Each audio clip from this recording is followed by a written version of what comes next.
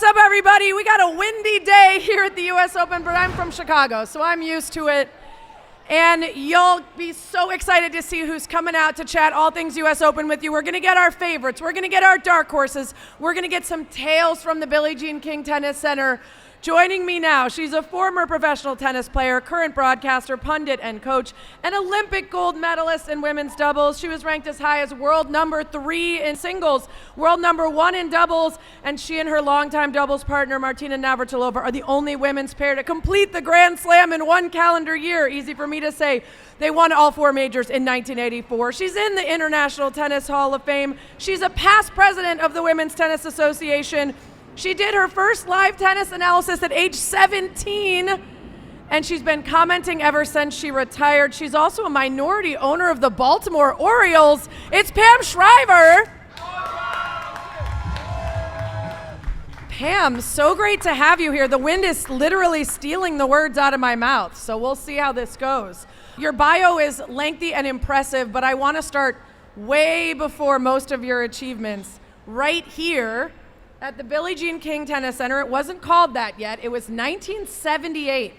You're a 16-year-old amateur playing here at the Open, and you make it all the way to the finals before you lost to Chrissy Evert. So did you know enough at that time, at 16, to even be nervous? Oh, yes. I was extremely nervous. That was my rookie season on the tour, my second major. I was actually seeded 16, which was the lowest seed you could have at that time, and I just went on a run. I had no expectations, beat Navratilova in the semis, and I was scared to death to play Chris Evert, who'd already won the U.S. Open the previous, I think, 4 years, and I'd never played Chrissy before. Our women's final was delayed from Saturday because the semis needed Saturday to finish, so we played right before Borg and Connors. Wow. So it was Evert, Shriver, Borg, and Connors. Yes, I was nervous. 16 years old. Okay, so that was the first year that the Open was played here in Flushing Meadows. How different is it today, looking out at this scene, than what it was in 1978? Oh, it's very different. All the majors, and especially U.S. Open, has innovated their grounds. I look over towards old Louis Armstrong, used to be where new Louis Armstrong, with the second roof that was built a few years ago. The grandstand court used to be connected to Armstrong. Those were the 2 big courts between 1978 and 1996. 1997, Arthur Ashe, the biggest tennis-only stadium in the world, was debuted, and that was the year Venus Williams came from outside the top 70 to play Martina Hingis, and that was an incredible run. And then the Williams sisters owned this house for so many years. So you've literally seen it essentially from the ground up. Yes.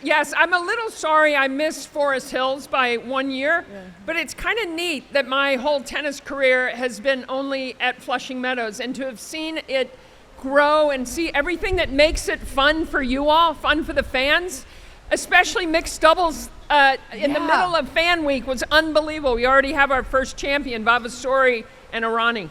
Yeah, I want to talk to you about the mixed doubles, but you just mentioned there's so much going on here for the fans. I was walking around. There are restaurants and bars. There's going to be a block party with DJ D Nice tonight. There's coffee, there's food, there's merch everywhere. The Fan Fest has really exploded. What's some of your favorite things to do when you're just wandering around before you have to do your analysis? Well, if I'm finished work for ESPN, I might go get a honey deuce. And Couple honey deuces. Maybe second serve, and I collect the cups. Yeah. I wish my name was on the cup. I wish they had doubles champions featured on the cup. You know, there's a lot of things you can do. You can walk out to the Unisphere. You can see the statue of Arthur Ashe and of Althea Gibson.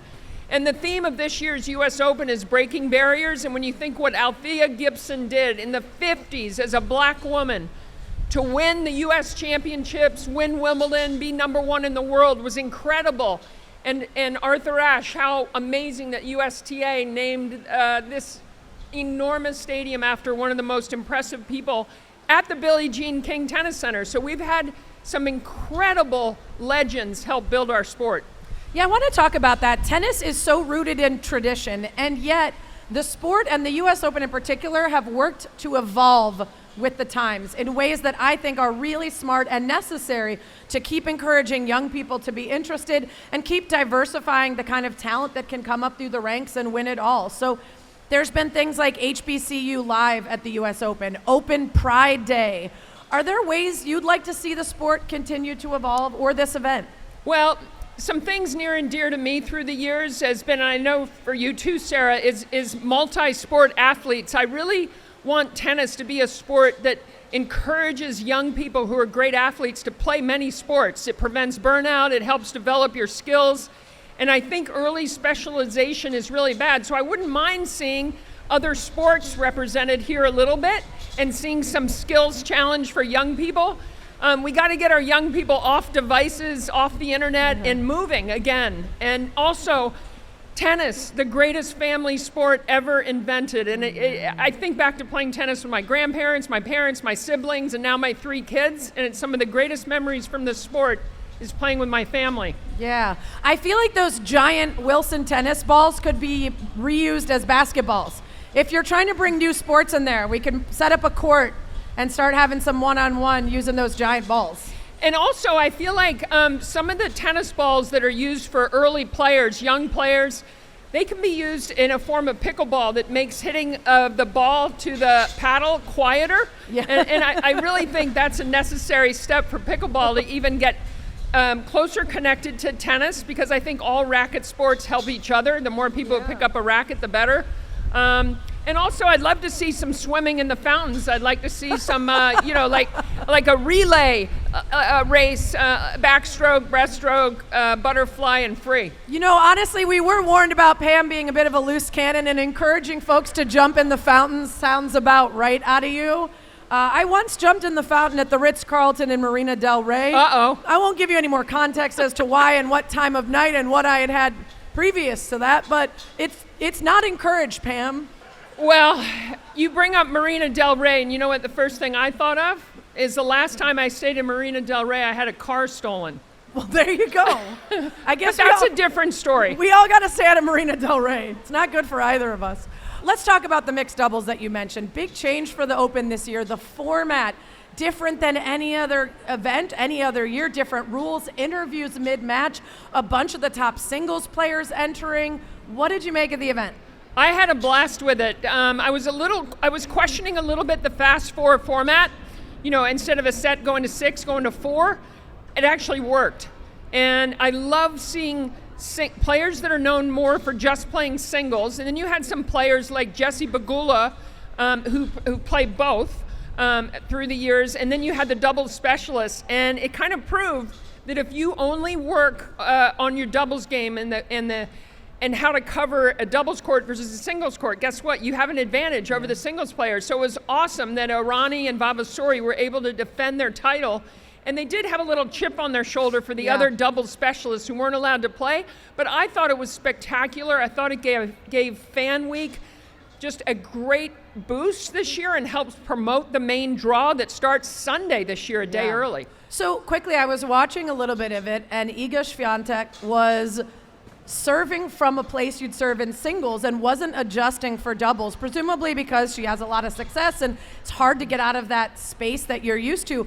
But that was one of the keys, was the doubles players know the angles. She was setting herself up for some of those Pagula cross-court smashes that she couldn't get to because she was out of position. And I wonder if you saw anyone during that mixed doubles that you thought, oh, they were meant to play more doubles and they're a singles player. They need to get in on that doubles more often. Well, I feel like Iga has all the athletic qualities to be a great doubles player, but obviously, you know, besides when she was a junior, she played a little bit in early pro. It's just too hard to do both.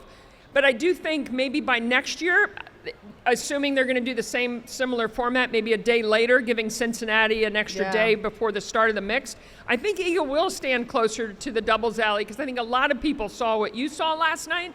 I think Amanda Anisimova, who got the finals of Wimbledon, she also didn't know where to stand in doubles.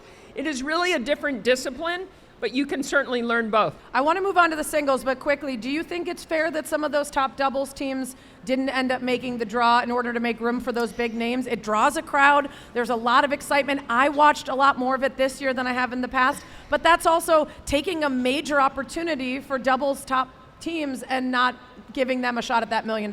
I can understand why the doubles-only players were upset that more didn't get in, but we would not have had a sold-out Arthur Ashe Stadium court. On the first day, we had great crowds in both Armstrong and Ashe, and because of the way the sport has evolved in the last couple of decades, very, very few of the top stars, even Coco Gauff, has stopped playing doubles.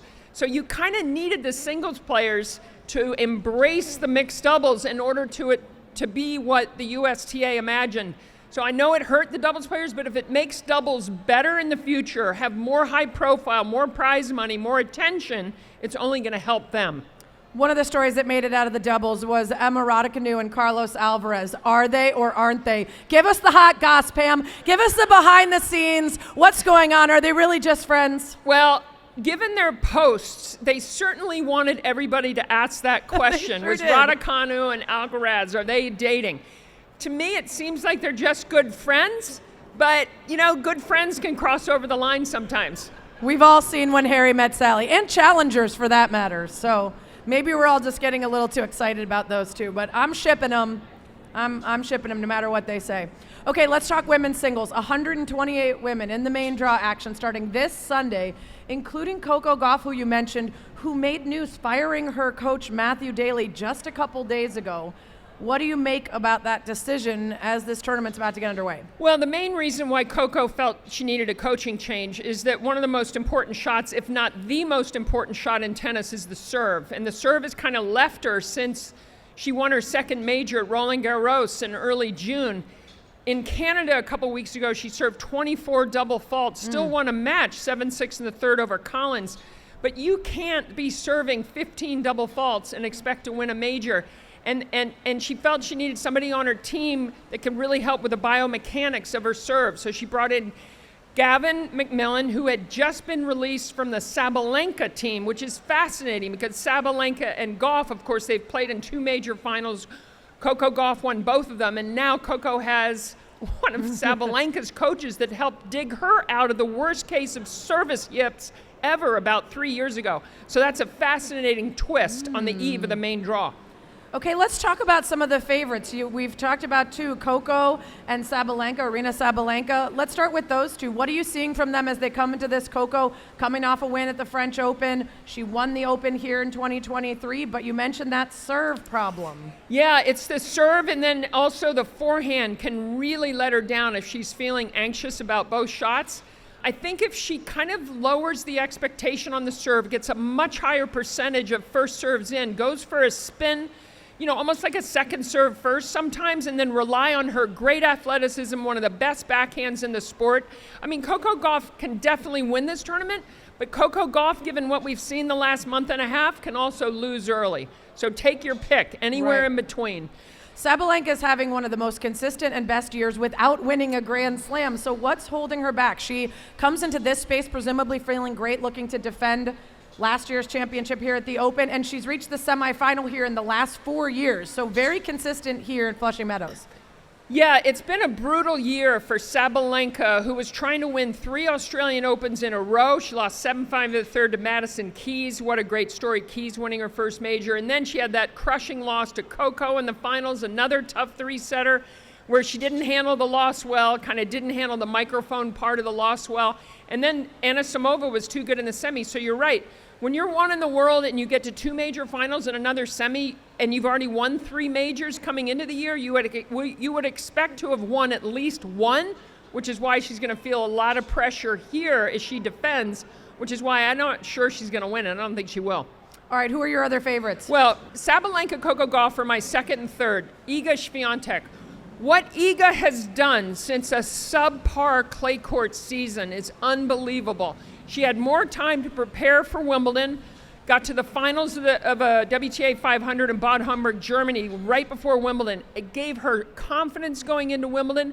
And when she hit the middle of the tournament, she was playing great. More compact ground strokes, better serve, winning free points with the serve. And the way she went through the draw at the end, I don't have to tell you, she beat Bencic like 2-0, and then she won in the finals for the second time in major tennis history on the women's side, won Love and Love. She was unbelievably dominant, and she won Cincinnati on a fast surface. So So Swiatek's my favorite. Are you worried at all about fatigue? Because she won the Cincy Open on Monday. On Tuesday, she won 2 mixed doubles matches, shortened format, but still, and played deep into that mixed doubles tournament. Is that just going to keep her primed and ready, or are you worried at all about her body kind of being a little bit sore by now? You know, I feel the energy, and her whole attitude has flipped from a couple months ago, and she's riding the wave. And when you have a wave of confidence, you kind of don't want to get off the wave. I hope she takes today off, because the mixed doubles didn't finish till after midnight. Take today off, and then I think she'll be fine. I think she is ultra confident, and she has a lot of belief now in the coaching partnership with Wim Fissette. She'll be ready to go. Let's talk about Madison Keys, Australia Open winner. She's got 33 career wins here at Flushing Meadows. She likes this place. What do you think she's going to bring this year? Well, I think she's going to bring a lot of confidence and satisfaction that she's playing the U.S. Open for the first time as a major champion and a major hardcourt champion. The way she went through the quarters, semis, and finals, and then also told the story of how therapy helped her come to really put the right perspective. She was a young teenager who had a lot of expectations, and she was never that comfortable, and she always felt like she had the pressure to win. And I also think her husband, Bjorn Frantangelo, who was an ATP Tour player, he's been like the perfect coach to help encourage her to switch rackets to something that was more suitable, to give her a little more control. I think it's one of the great stories of 2025. Elena Rybakina, she has not had a great time here in New York in the past, but she's had some great semifinalist finishes in Washington, Montreal, Cincinnati. She comes in looking good. Can she change up the narrative for her here at the Open? Sure, she'd be in the 4 through 6 pick, definitely with a chance. Rybakina has, I think since Serena Williams retired, the best serve in women's tennis. She can pound aces like nobody else in the women's game. She's got a beautiful backhand. She's another one that her backhand's much stronger than the forehand. Yes, of course she can. There's a lot of shy people, Naomi Osaka aside, because she's won 2 U.S. Open, but there's a lot of people that don't feel comfortable with this atmosphere in New York, on that court, with the noise and sort of all the activities, and I think Rybakina is one of those. You mentioned Naomi Osaka, early exit in the mixed doubles. She has always seemed to find herself in the media, sometimes for good or for bad, and I think I have a lot of empathy for her in the way it feels like she struggles with the press and struggles with her own emotion. And she's been really open about the ups and downs of being a professional tennis player, the pressure that she feels, her interactions and relationship with the media. What advice would you give her on continuing to be someone who can be such a fan favorite and can also, people can sour on her quickly when she has post-game moments where she doesn't feel as gracious as people expect or things like that? Yeah, well, I think Osaka had a tough final a few weeks ago when she lost to Victoria Mboko of Canada, in Canada, where the crowd in Montreal went absolutely nuts for the teenage Canadian who was about to win their national championship. And I think it threw Naomi back a little bit. And I think Osaka was disappointed she didn't win. Yeah. And listen, what other sport does the loser have to speak so quickly after a crushing loss? And we got to give a little bit of grace, whether you're Sabalenka post losing to Coco Gauff in Paris this year or Osaka. But, I have a lot of respect for Osaka coming back from the maternity leave, trying to get the way she was when she won 4 majors on hard courts. But you bring up the mental health bit. It was really brutal, COVID, when the tours started back again here. At U.S. Open 2020, the press conferences were all virtual. Many of the press were off camera. And so literally you would have a question come out of a computer with a name, and she's shy, right? And it made her uncomfortable. And I think we all have to understand that was a difficult time. Yeah, for sure. You mentioned Victoria Mboko. What a crazy run, and to do it in her home country, in front of the adoring crowd, excited about this phenom. Do you expect to see her being a little bit of a dark horse, potentially getting some upsets here at the Open? She's definitely going to be a force in women's tennis for years to come.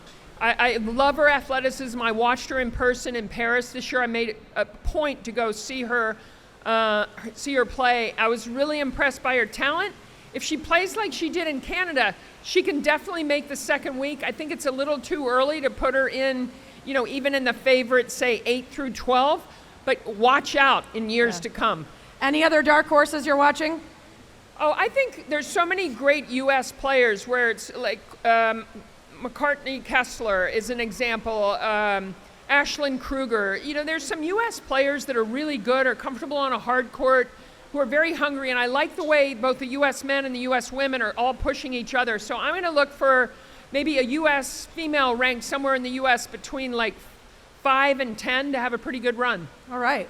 You've had a chance to talk to lots of celebrities here, and I wonder if there was anyone courtside or in the press box or walking around that you interviewed that you got a little tongue-tied around. Anyone make you nervous?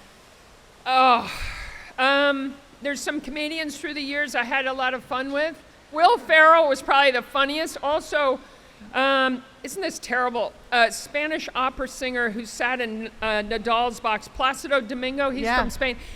I got him to sing a note during a rain delay that was really fun. Michael Phelps is from my hometown of Baltimore, so I think it was after 20, maybe it was 08 or 2012. I don't know how many medals he had, but I have one. So I said, hey, we're both from Baltimore and we both have an Olympic medal. You just have 16 and I have one. I think he ended up in the 20s. Still more than me, Pam. Oh, I have one more. I loved interviewing a double interview. Frank Robinson, who played for my hometown Baltimore Orioles, and Hank Aaron. Wow. In a double interview to interview two MLB Hall of Famers who hit over 620 home runs. We know that Hank hit a lot more than that. That was cool. Incredible. Is there a celeb you'd love to see that hasn't come by yet? You know what? A lot of them have been coming out the last few years. Yeah. I do think USTA and the US Open, if they give them luxury suite access and tickets, they should talk to us on ESPN and share their moments and their love of tennis. I like that, Pam. Yeah, bully them into it. Last year I was here 1 week before Taylor Swift and Travis in the same suite they were in. I just missed them by 1 week. Yeah, that was fun. You got to get them to chat with you, Pam. I want to talk about something that happened a bit ago because it really stood out to me and I was so impressed with how you handled it. You had some words for fellow former player Amelie Mauresmo. She's now the French Open tournament director. She defended the decision to schedule only men's events during primetime viewing. And you were really not just angry, but kind of offended by her defense when she was challenged on that. Are you surprised that all these years later, after Billie Jean King and Chrissy Everett and so many other folks have worked for pay equity and equal opportunity, that there are still not just men, but women defending the idea that men deserve more of the primetime spots? Yeah, it's Roland Garros has been tough of the scheduling. They put the women's like at 11 o'clock, and usually by about 3 in the afternoon, the women are done, and the men play in the more popular late afternoons for TV and for nighttime. If people work, they're going to come to the night session. I think they've only had 2 women's matches in the 3 years of night sessions, so it leaves you with a poor taste. And this past year was the 3rd year. Amelie Mauresmo, who was #1 in the world, won 2 majors, earned a lot of money through tennis, and that she doesn't support women's tennis because this country has shown us, and starting back with Billie Jean King and Chris Evert and Martina and the Williams sisters, that women, if given the opportunity and the right time, can carry their own ratings in prime time, no problem. We outrate the men many times, but you got to be given the opportunity, and it's just rankles me that it doesn't happen at Roland Garros. Well, keep speaking out, because I think we know that public pressure is often what moves people off of their position, and in women's tennis there is really almost no better sport to defend the fact that women should be given equal marketing, equal money, equal investment, because time after time it proves to be something that people want to watch and is often more enjoyable, longer rallies, and it's less about the big serves and more about the great play. Well, and the stories behind the women champions, and I just want to again commend the USTA, who started equal prize money in the majors in 1973. And it's been that way ever since. So a lot to be proud of in this country, and I just want to see other cultures, other countries accept the emerging market of female athletes. I always defend the French when people say they're not nice, but this time I'm with you, Pam. Get it together, France. So just a couple months ago, you personally had this incredible, wild adventure of going through the tragedy of the fires in Southern California, evacuating your home, grabbing all your stuff, staying in a hotel, and your son's car was stolen with like half of your lifetime's worth of trophies in the car. Can you tell us that story and what happened? And I'll try and tell it succinctly, but yeah, January 7th was obviously one of the toughest days in California's history. I was actually in Hawaii with our 3 kids. I share 3 kids with George Lazenby, who was the second James Bond, and I was supposed to leave for the Australian Open the next day. Subtle flex, Pam. Bond girl. And I got alerts on my phone that a fire had started in the Palisades, and I had moved my kid's dad because we're the only family in LA. He's from Australia, and I help care for him now all these years after our divorce. I had to get him evacuated safely from the Palisades. I had to step by step make decisions of first delaying going down to Melbourne and then realizing, given the fires and that it was coming towards Brentwood, where I live up in the canyon, Upper Bundy Canyon, obviously I couldn't go to Australia. So I came home about 4 days after the Palisades fire started. Meanwhile, Eaton Fire in Altadena. So I came home to my home area of Los Angeles with 2 beautiful villages basically destroyed, Pacific Palisades and Altadena. And right away, with a partner that I've been in business with for about 20 years, we decided to kickstart a charity called Village Rising that was there for the Woolsey fire to help people that were left behind. So we're in the middle of raising funds to try and help parks with tennis courts, like Palisades Tennis Center, like Loma Alta Park, and like Farnsworth Park in Altadena, get their tennis programs back, get the lifetime sport. And we're also helping some schools that lost their campuses that were left behind. So anyone who wants to help us out, Village Rising. Yeah, Village Rising Foundation, we'll be sure to put the link to that in our show notes for the podcast, but people can always go to villagerisingfoundation.org if they want to donate. Okay, so you do all this work around helping restore the tennis courts and the villages around you, but you personally still have to restore those trophies. So tell us what happened. The trophy story is interesting because we had all our cars, well, I have 3 young adults that all drive. So we had our 3 cars at this hotel parking lot, and one of them, the most desirable for car thieves, which was a Durango, Dodge Durango, was stolen in the middle of the night. The thieves did not realize that in the back of that car, under some towels and blankets, were all my US Open doubles trophies, 5, all my Roland Garros, 5, and 7 Australian Open trophies. My Wimbledons were evacuated. They were in a different car, so they were always okay. But when I realized that they were gone too, I got mad. And when I was reporting at the police station the theft, I went on my social media, which is Twitter. I have my most followers, or X, and I told people that our car was stolen. If anybody sees major trophies from the following years, help me out. Yeah. And LA networks, they picked up the story, and I got them back. 10 days later, they were returned to the same hotel parking lot that they were stolen from. Yep. Well, the thieves were like, well, I guess I can't sell these now because everyone's going to know I stole them. They're not worth a lot. And thankfully, they did pull up in a black SUV with a hood on and just sort of drop them off and peel out. They kept the car.